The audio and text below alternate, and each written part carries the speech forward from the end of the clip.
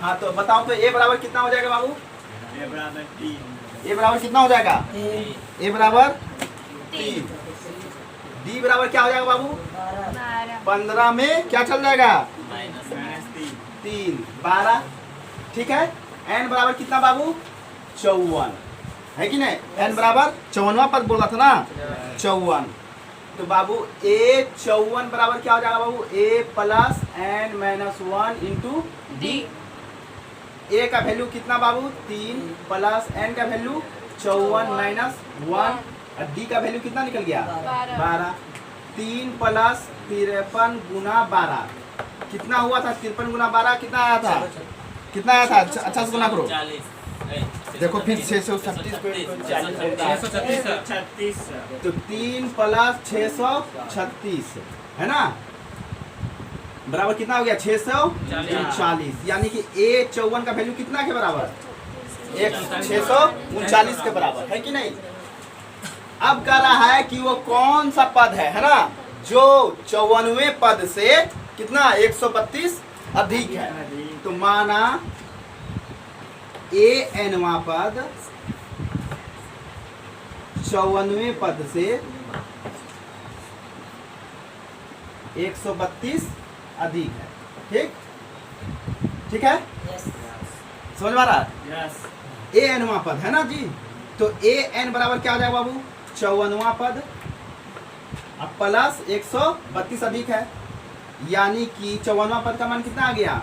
639 अब प्लस 132। अब जोड़िए तो ए एन बराबर कितना हो गया? ए एन बराबर कितना हो गया? जोड़िए, अच्छा से जोड़ो कॉपी पर।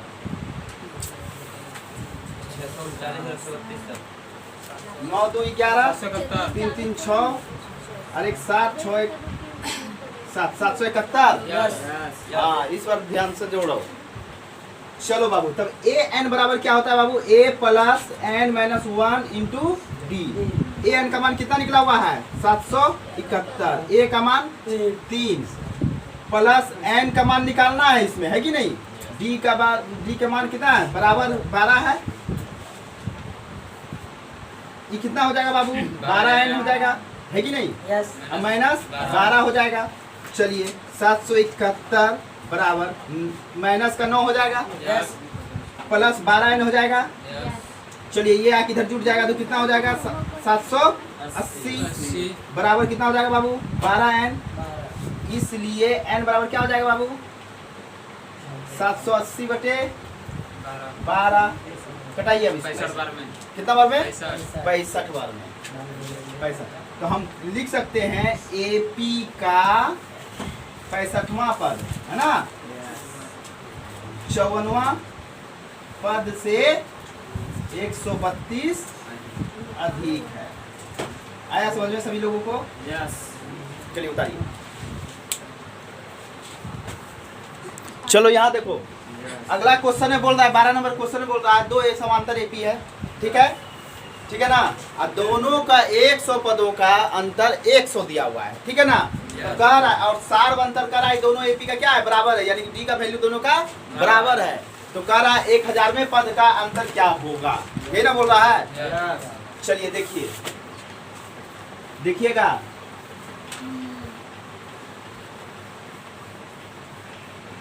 सबके क्वेश्चन देख लिए ना? Yes sir. हाँ देखिए यहाँ पे, देखिए माना पहला एपी का प्रथम पद है ना, ए बराबर एक्स, ठीक, तथा सार्व अंतर बराबर डी। ठीक है। यस। दूसरे एपी का प्रथम पद है ना, A1 बराबर मान लिए y। ठीक, इसका भी अंतर कितना हो गया? सार्व अंतर बराबर दोनों का बराबर है ना, है यस। डी।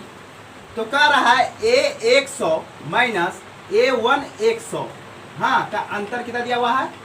100 है कि नहीं? ये ना दिया हुआ है। देखिए A 100 यानी कि AN का वैल्यू, AN बराबर क्या होता है?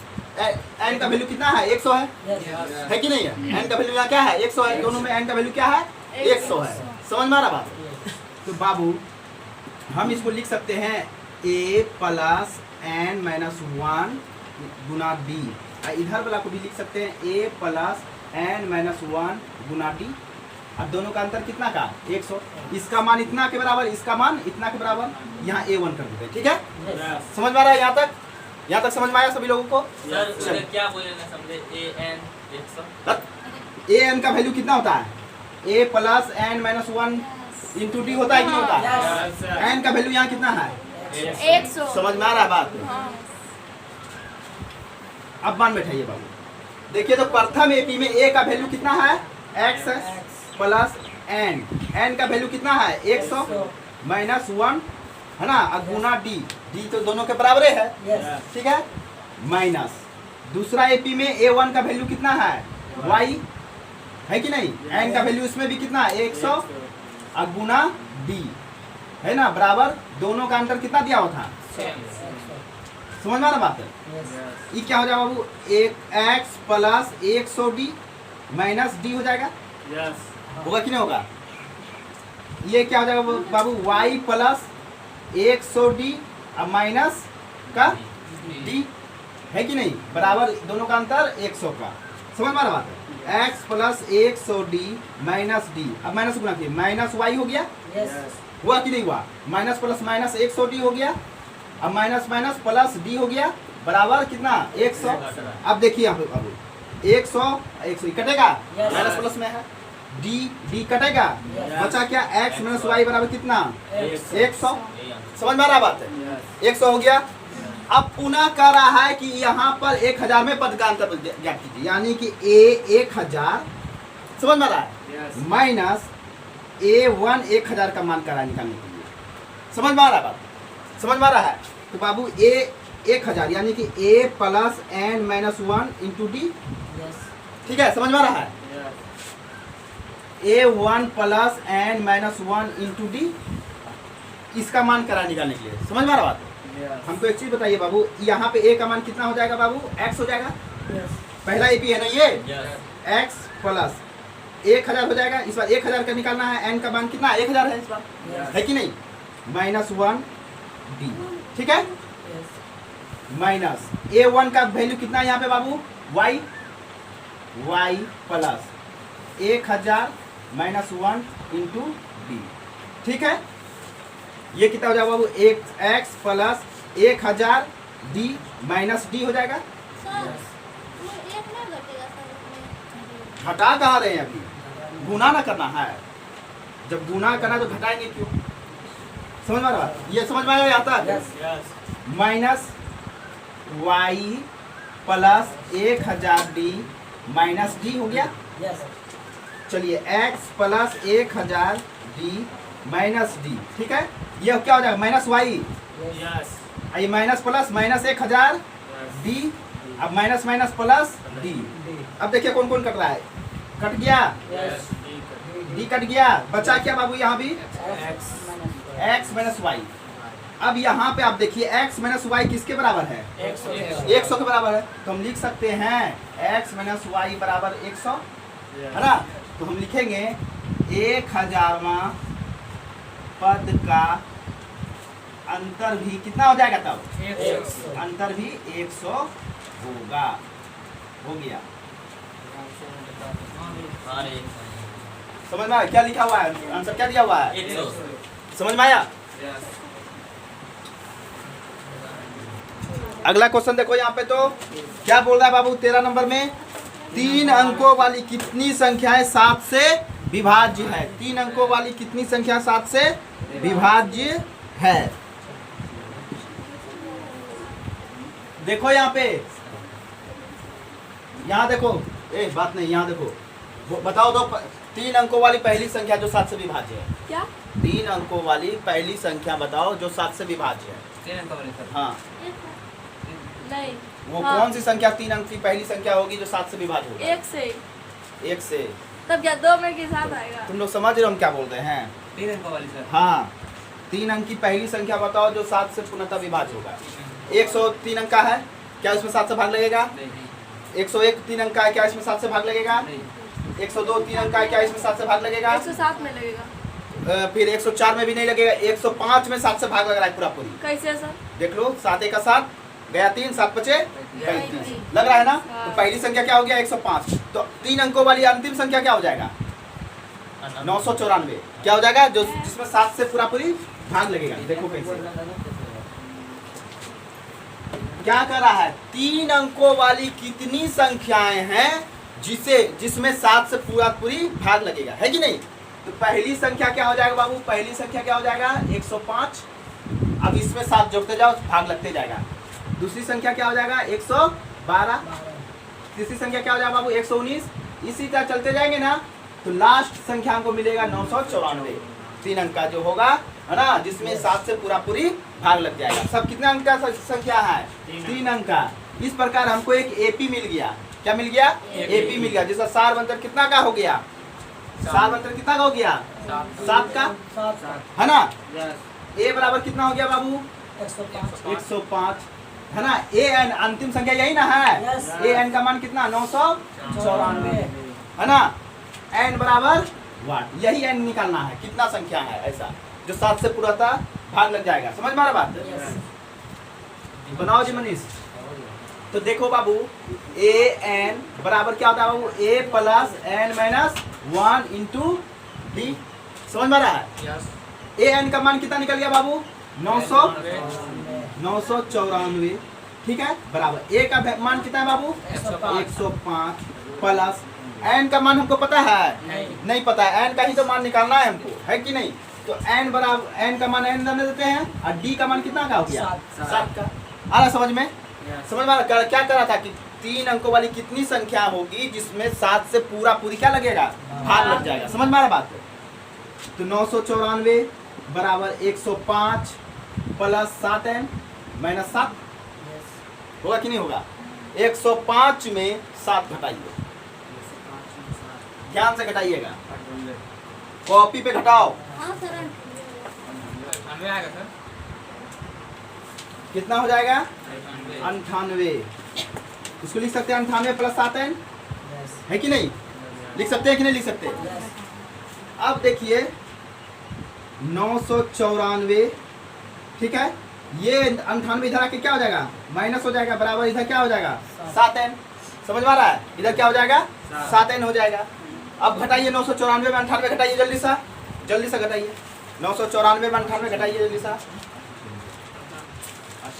896 कितना 896 सही घटाए हो, ठीक नहीं आंसर मिले तब देखना 7n। अब n बराबर कितना हो जाएगा बाबू 896 में 7 से भाग दो,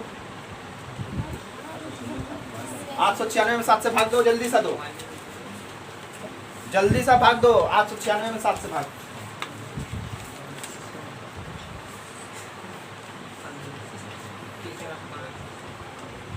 जल्दी भाग दो, कितना हुआ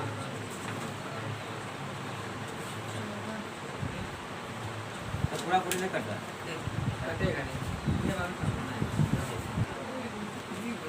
कितना बार में कटेगा 128 बार में, है ना। तो हम बोल सकते हैं बाबू कुल 128 ऐसी संख्या होगी जिसमें 7 से क्या हो जाएगा पूरा भाग लग जाएगा, है कि नहीं। समझ में आ रहा है, समझ में आ रहा है। 3 अंकों वाली, है ना जी, 3 अंकों वाली, 3 अंकों वाली कुल 128 संख्या ऐसे होगा, है कि नहीं। चलो अगला क्वेश्चन देखिए क्या बोल रहा है। 3 अंकों वाले कितनी संख्या 7 से विभाज्य। वही है, दिमाग कहाँ है तुम्हारा, सड़ गया है दिमाग।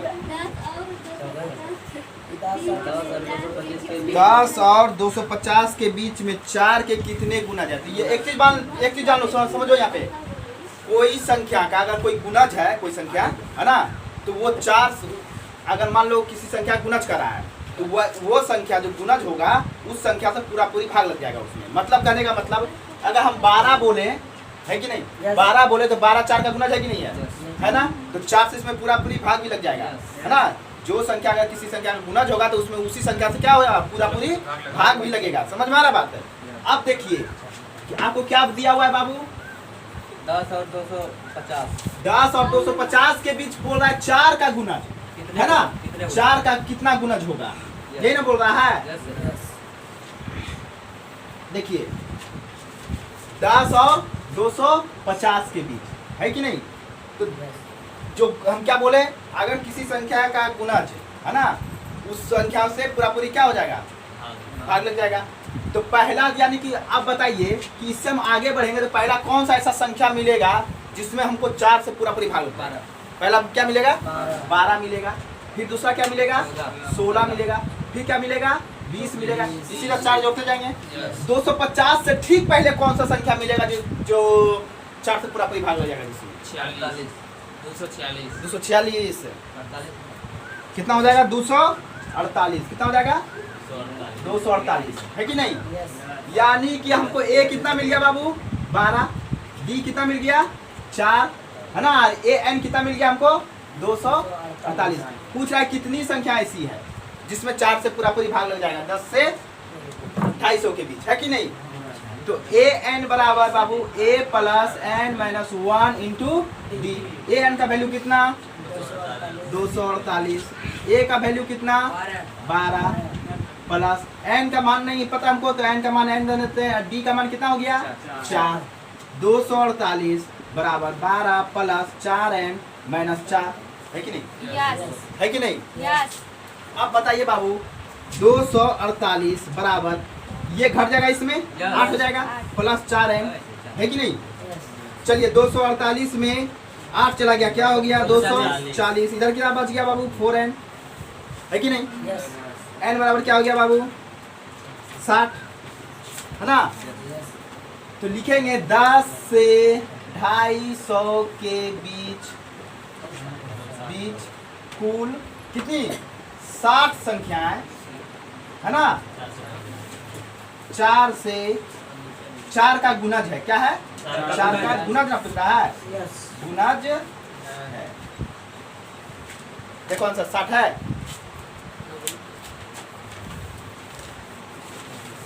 60, देखो हाँ? अभी सबसे आगे होंगे। चलिए देखिए अगला क्वेश्चन देखिए बाबू, तो 15 नंबर क्वेश्चन देखिए, देखो ना 15 नंबर। एन के किस मान के लिए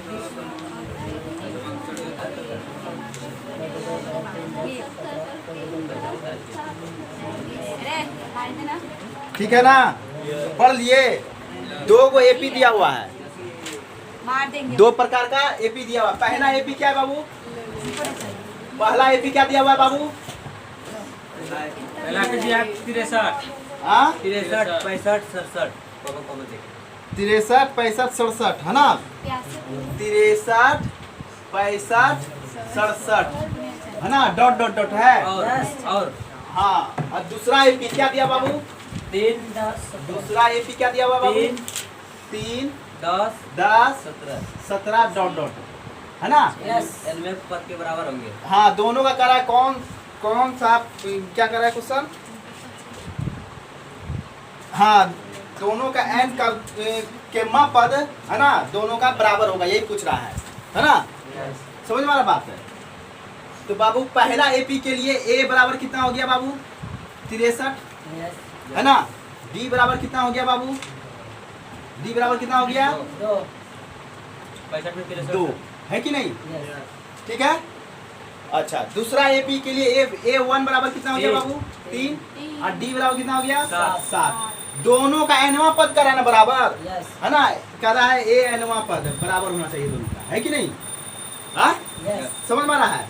तो बाबू यहाँ देखिए इसका क्या हो जाएगा बाबू, ए प्लस एन माइनस 1, है ना, इंटू डी बराबर क्या हो जाएगा बाबू, A1 plus N minus 1 into D, है कि नहीं। समझ में आ रहा बात है। चलिए ए का मान कितना यहाँ बाबू, 63 देंगे। एन का मान तो पता नहीं, तो एन का मान एन, और डी का मान पहला में कितना है, 2 बराबर। A1 कितना है बाबू, 3। इसमें भी एन का मान नहीं पता, यही ना पूछ रहा है कौन सा n कौन सा पद दोनों का बराबर होगा, यही ना पूछ रहा है। तो यानी कि n का वैल्यू निकालना है। और इसका d कितना बाबू? 7। ये क्या हो गया बाबू? 63 प्लस 2n माइनस 2